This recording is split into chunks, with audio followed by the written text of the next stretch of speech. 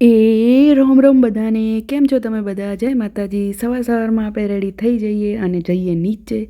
તો હું આવી ગઈ છું નીચે અને હવે આપણે પી લઈએ સરસ મજાની ચા. તો ચા જોડે મમરા ખાઈ અને મેં નાસ્તો કરી લીધો છે અને બારે અમારા ગોલું મોલુંને અને આ બીજા ગોલું મોલુંને હાય કહી અને આપણે આના જોડે મસ્તી કરી લીધી છે.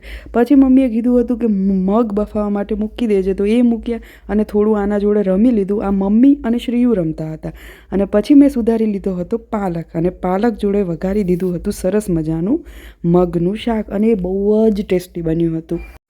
મગનું શાક તો એકદમ રેડી થઈ ગયું હતું અને પછી આપણે બનાવવા લાગ્યા હતા રોટલી.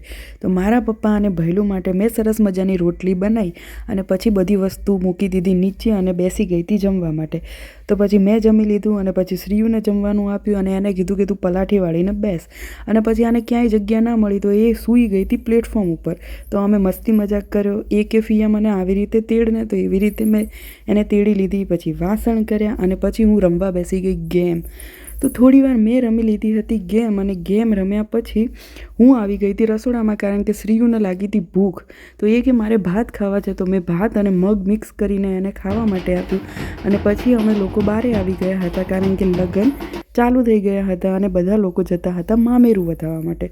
તો બધા લોકો ગયા મામેરું વધાવવા માટે અને પછી અમે એ પત્યું એટલે ગણપતિ દાદાને જોયા, કારણ કે એ તો આપણા ઘરની આગળ જ બેઠા છે, એમાં તો કાંઈ ઘટે જ નહીં. ગણપતિ બાબા તો આપણા ઘરે હોવા જ જોઈએ.